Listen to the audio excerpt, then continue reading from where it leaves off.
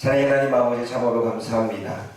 스가랴 선지자에게 말씀이 임했던 것처럼 하나님의 말씀이 우리들의 삶 가운데 임하게 도와주시고 오늘도 그 임하시는 말씀들이 우리 안에 소망이 되고 또 우리를 지킬 수 있는 견고한 말씀이 되어줄 수 있도록 성령 하나님 함께하여 주옵소서. 예수님의 이름으로 감사하며 기도드립니다. 아멘. 오늘 저와 여러분들이 함께 나눌 말씀은 스가랴 8장의 이야기인데, 이 말씀은 우리가 보아도 하나님의 말씀으로 이스라엘 백성들이 지금 회복되어진다라고 하는 그 메시지를 받는 걸 보게 되어지죠. 너희가 전에는 저주가 되었으나 이제는 너희가 복이 될 것이다 라고 하는 말씀을 통해서 소망의 메시지를 주는 걸 보게 되어집니다. 그런데 우리가 여기서 좀 깨달아야 될 것은 하나님의 말씀이 스가랴에게 임합니다. 그런데 오늘 1절 말씀에 만군의 여호와의 말씀이 임하였고, 2절 말씀에 만군의 여호와가 이같이 말씀하고 있고, 3절 말씀에 여호와가 이같이 말씀하고 있고, 4절 말씀에 만군의 여호와가 이같이 말하고 있고, 6절 말씀에 만군의 여호와가 이같이 말하고 있고, 또 7절 말씀에 만군의 여호와가 이같이 말한다. 여러분 1절에서 3절까지 13절까지 만군의 여호와가 이같이 말하노라가 계속 반복되고 있지. 여러분 이 시대에는 지금 이스라엘 백성들이 죄악 가운데에서 심판을 받은 상황에 있고, 그리고 16년 동안이나 성전을 지었다가 16년 동안에 성전을 재건하지 못하는 가운데 있습니다. 사마리아인의 방해도 받기도 했지만 그들이 16년 동안이나 우선순위의 문제가 하나님을 향한 신앙이 아니라 자신의 삶이, 자신의 문제가, 자신의 상황이 먼저 있기 때문에 성전을 재건하는 걸 멈춰있는 그 시대에 살고 있습니다. 그러니까 우선순위가 하나님에서부터 자기 자신에게로, 하나님을 위하여라고 하는 삶에서부터 자기를 위하여라고 하는 삶으로 바뀌어진 시대였습니다. 그러면 하나님이 화가 날 만도 하고 오늘 말씀처럼 질투도 일어나고 하지만 중요한 건 하나님의 말씀이 임했다는 것입니다. 하나님의 말씀이 임했다는 건 하나님이 기회를 주고 있다는 것이고, 하나님의 말씀이 임했다는 건 아직 하나님 앞에 희망이 있다는 사실입니다. 여러분 우리가 이 세상에서 하나님 믿는 사람들이 가장 큰 저주와 벌은 하나님이 떠난 것입니다. 그리고 하나님의 말씀이 없고 침묵하는 것입니다. 여러분 우리가 살면서 고난과 어려움 가운데 있는데 우리가 기도를 해도 하나님이 우리에게 말씀하지 않고 응답하지 않으면 답답해요, 안 답답해요? 그러니까 하나님의 말씀이 없는 것이 가장 큰 저주입니다. 그리고 하나님이 우리를 떠난 것 같이 느껴지는 게 가장 큰 저주입니다. 근데 여러분 우리가 하나님이 우리에게 오시고 하나님이 함께 하시고 하나님이 도와주시고 하나님이 말씀하시면 그때 우리가 힘을 얻지요. 이스라엘 백성들은 지금 하나님 우선순위에서 세상의 우선순위로 바뀌어 있고, 신앙의 재건보다는 자신의 삶의 재건이 먼저이고, 그리고 하나님의 뜻보다는 여전히 우상 가운데 마음이 빠져 있고, 바벨론의 문화 가운데 젖어서 세상의 가치관으로 살아가는 이 시대에도 하나님의 말씀이 임하고 있다는 것입니다. 그것은 축복이고, 그것은 다시 기회가 주어진다는 것이고, 하나님의 말씀이 임했을 때 그 말씀을 듣고 회개하고 돌아오고 주신 말씀에 귀를 기울이며 순종할 때 하나님의 은혜와 기회가 있다는 것입니다.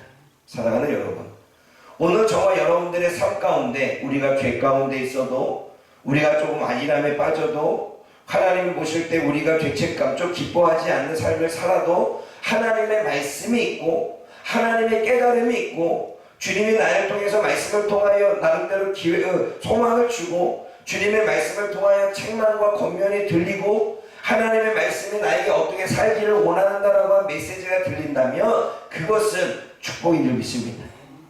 가장 큰 저주는 하나님이 침묵하시는 것입니다. 그러므로 오늘도 하나님의 말씀이 이스라엘 백성들에게 임했던 것처럼 저와 여러분의 삶 가운데도 하나님의 말씀이 임하고 하나님의 말씀이 들려지고 하나님의 교훈과 책망이 임하고 하나님의 축복의 말씀, 소망의 말씀이 임하고 그 임할 때에 깨달음이 올 때에 그때가 기회이고 주님이 돌아올 시기를 우리에게 주시는 것이고 하나님이 우리에게 복 주시기 위해서 준비하고 있는 사실을 저와 여러분들이 깨닫기 원합니다. 그러므로 여러분 말씀이 없어져도 안 됩니다. 말씀이 우리 가운데 늘 머물 수 있고 하나님의 말씀이 우리 가운데 말씀하실 수 있도록 날마다 그렇게 살아가는 그러한 깨달음이 넘쳐날 수 있는 저와 여러분들 되어지기를 주님의 이름으로 부탁을 드립니다. 하나님은 시온을 위하여 크게 질투하고 그를 위하여 크게 분노한다라고 말합니다. 그러니까 질투가 너무 크니까 분노로 나오는 거예요. 이거 마찬가지잖아요.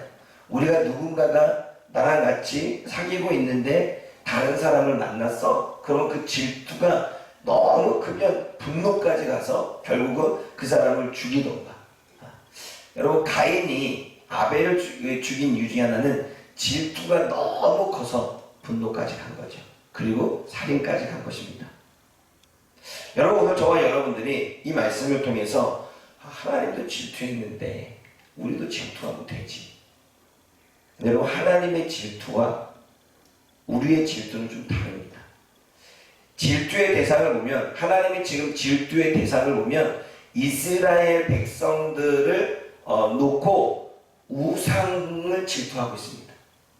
그리고 세상 문화, 바벨론의 문화 가운데 살아가고 있는 바벨론의 문화에 젖어서 어떠한 그들의 살아가는 어떤 문화 속에 빠져있는 그 삶을 주님은 질투하는 것입니다.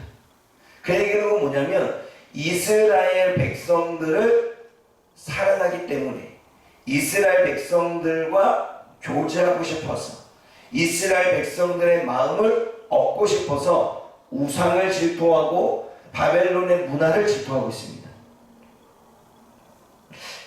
저와 여러분들이 이런 질투는 조금 그래도 나은 질투인 것 같아요. 누군가가 하나님을 위하여 하나님을 대상으로 놓고 하나님께 은사를 받은 사람, 하나님의 말씀을 받은 사람, 하나님의 능력을 받은 사람, 이 사람에 대한 질투를 한다면 그만큼 하나님에 대한 사랑이 크기 때문에 하나님 왜 나는 안 주고 왜 쟤만 줍니까? 좀 거룩한 단어를 붙이긴 뭐하지만 그래도 하나님 입장에서는 그만큼 하나님을 사랑하는 질투잖아요. 그래 안 그래요? 근데 여러분 우리의 질투의 대상을 보면 나보다 돈이 많은 사람을 질투하고 그리고 나보다 많은 사람, 다른 사람들에게 칭찬받는 사람을 질투하고 질투의 대상이 돈을 놓고 이 사람이 나보다 돈이 더 많아 라고 질투한다면 우리가 사랑하는 건 돈이 되겠죠. 저 사람이 성공하고 저 사람이 누군가에게 인정을 받고 저 사람이 뭔가 좋은 자리에 승진이 되어졌어 라고 말할 때 우리가 질투하는 대상 부분은 누구겠어요? 성공이고 권력을 받고 명예고 하겠죠. 누군가가 집을 사서 50평으로 이사를 갔어요. 그럼 우리는 질투합니다. 왜냐하면 우리의 질투가 하나님이 아니라 50평이라고 하는 큰 집으로 이사 갔다라고 하는 것이 되기 때문에 질투하죠. 여러분 그 질투가 지금 하나님이 질투하는 것과 우리가 질투하는 것은 좀 차이가 있죠. 하나님은 하나님의 백성들을 너무나 사랑하시기 때문에 크게 질투합니다. 그리고 그게 분노할 정도로 질투합니다. 그만큼 하나님의 백성들을 사랑하고 있다라고 하는 반증이 되겠죠. 저와 여러분들이 질투하고 있는 것들이 있다면 그 대상이 무엇이냐에 따라서 내가 하나님을 너무나 사랑해서 질투하는 것인지 내가 돈을 너무나 사랑해서 질투하는 것인지 내가 학벌을 너무나 사랑해서 질투하는 것인지 내가 명예를 너무나 사랑해서 질투하는 것인지 내가 인정과 칭찬을 너무나 사랑해서 질투하는 것인지 자기 자신을 너무나 사랑해서 질투하는 것인지 우리는 분별해야 됩니다. 만약 제가 여러분 큰 교회를 질투하고 있다면 그게 하나님 앞에 하나님을 질투하는 건가요? 큰 교회 사이즈를 질투하는 건가요? 그쵸? 근데 한편으로는 그게 좀 생각해보면 하나님 저 사람 왜 큰 교회 주고 나는 큰 교회 안 줍니까? 라고 하는 하나님을 사랑하는 모습처럼 보이지만 그렇지 않죠. 그래 안 그래요? 저와 여러분의 질투가 하나님을 너무나 사랑해서 나오는 질투인지 세상의 것을 자기를 너무나 사랑해서 나오는 질투인지 우리는 분별해야 됩니다. 하나님이 질투하는 것과 우리가 질투하는 것은 근본적으로 다릅니다. 그러므로 사랑하는 여러분, 하나님은 지금 저와 여러분들을 너무나 사랑해서 저와 여러분들과 교제하고 저와 여러분들과 함께 대화를 나누고 저와 여러분들과 함께 하나님의 나라를 이루어가고 저와 여러분들과 함께 하나님의 뜻을 펼쳐나가고 저와 여러분과 함께 이 땅에서 하나님의 일들을 이루기를 원하는데 그러지 못할 때 여러분 우리는 하나님이 우리를 이만큼 사랑하기에 우리도 하나님을 너무나 사랑해서 그 하나님을 사랑하기 때문에 나오는 그 질투 한번 해봅시다. 하나님을 사랑해서 나오는 질투 한번 해보기를 원합니다. 아멘.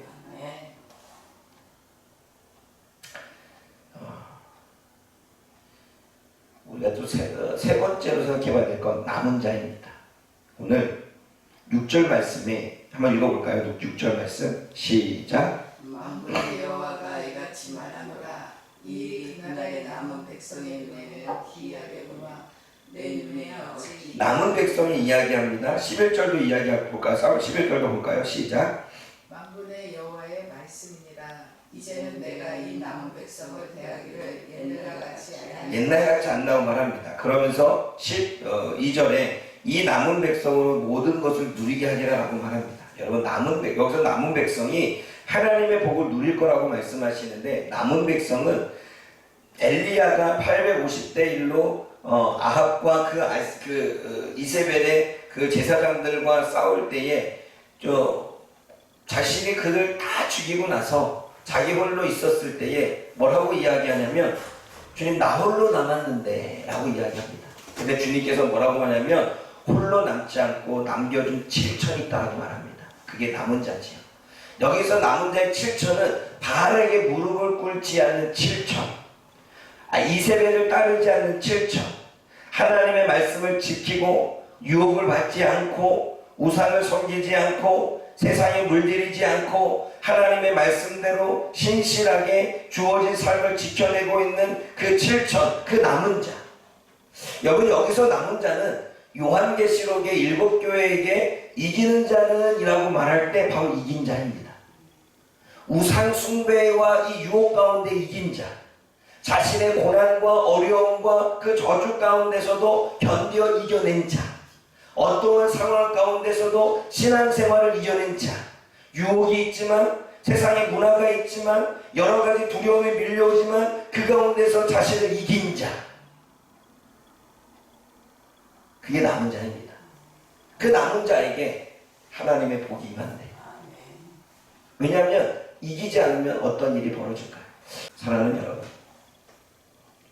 남은 자가 그러한 협박 속에 그 협박으로 사단이 주는 협박으로 다가오는 두려움 속에 벌어지지 않았지만 이미 벌어진 것 같이 다가오는 느낌과 감정으로 인해서 현재의 두렵고 불안하고 걱정하게 만드는 그 순간에 남은 자는 그래도 끝까지 하나님의 말씀을 붙들고 이겨낸 자입니다. 상황은 좋지 않고 환경은 좋지 않고 뭔가 사람들이 하는 이야기도 좋지 않지만 사람들의 모든 보여지는 것들이 우리가 볼 때는 소망이 없지만 그 가운데서도 하나님의 말씀을 붙잡고 하나님의 말씀을 지켜내며 그 가운데서 내 감정을 이기고 자기 연민을 이기고 자기 상황을 이기고 그 환경을 보는 것에서 이기고 유혹에 빠지지 않고 두려움을 이겨낸 자가 남은 백성입니다. 그게 이긴 자입니다. 근데 그 이긴 자가 그 당시의 마음의 평안을 얻고 그리고 결국은 하나 그 말대로 되어지니 기쁨이 충만하게 되는 일들이 있는 거죠. 근데 이기지 못하면 어떻게 될까요? 계속 불안하게 살고. 제가 이야기했음에도 불구하고 아빠가 바빠서 못 오고 그날 내가 전화했는데 상황이 안 되면 나는 손도가는 거 아니야. 이렇게 믿지 못하고 의심하게 되면 이 아이는 계속 불안하게 계속 두렵게 계속 괴롭게 살아야 되겠죠. 남은 자가 이기는 자고 이기는 자가 하나님의 말씀의 능력을 경험하는 것입니다. 사랑하는 여러분, 이스라엘의 회복은 남은 자에게 주신대요. 세상의 우상에 빠지지 않고 지금 내 머리와 내 감정에 다가와서 나를 미혹하고 유혹하는 것에 빠지지 않고 이미 일어나지 않은 일로 두려워하고 벌벌 떨고 근심하는 그 모든 것, 세상의 문화로부터 세상의 가치관으로부터 세상이 추구하는 것으로부터 하나님의 말씀을 지켜낸 자, 내가 누군가에게 한번 대들고 싶지만 그럼에도 하나님의 말씀을 따라 절제하고 나를 다스릴 수 있는 그 남은 자, 그 남은 자가 이긴 자고 그 이긴 자가 하나님의 능력을 받고 그 능력을 받은 자가 이 땅의 모든 것들을 누리게 된 줄 믿습니다. 여러분, 구약에도 남은 자의 사상은 상당히 중요합니다. 근데 신약에는 이긴 자의 사상입니다. 구약의 남은 자의 사상과 신약의 이긴 자의 사상은 곧 하나님의 복을 누리는 자이지요. 오늘 저와 여러분들이 남은 자가 되어지기를 원합니다. 이긴 자가 되어지길 원합니다. 그래서 오늘도 저와 여러분의 감정에, 저와 여러분의 보는 곳으로 오는 모든 일에, 저와 여러분의 들리는 것으로 이어지는 모든 것에, 내가 봄으로 다가오는 환경과 상황에 느껴지는 모든 것으로부터 이긴 자가 되어지기를 주님의 이름으로 축원합니다. 기도하겠습니다. 사랑의 하나님 아버지, 참으로 감사합니다. 이스라엘 백성들이 16년 동안 하나님의 성전을 재건하지 않고 자기의 삶에 빠져있고 자신의 삶이 우선이었을 때 그럼에도 불구하고 다시 기회를 주고 다시 은혜를 주고 다시 축복을 주기 위해서 하나님의 말씀이 그들에게 임하여 주시니 감사합니다. 하나님, 지금 우리가 볼 때는 우리 자신들도 또 하나님의 원하시는 대로 뜻하시는 대로 살지 못하지만 그럼에도 불구하고 말씀을 주시고 듣게 하시고 깨닫게 하셔서 그 말씀을 붙잡을 수 있고 그래서 기회를 주고 은혜를 주시고자 계획하시는 그 하나님의 놀라운 사랑에 감사를 드립니다. 하나님이 우리를 너무나 사랑해서 우상에게 질투하듯 하나님, 우리 또 주님을 너무나 사랑해서 그 질투와 그 사랑이 우리 안에 넘쳐날 수 있도록 하나님 도와주옵소서. 특별히 하나님, 우리가 남은 자, 이긴 자로 살아가기를 원합니다.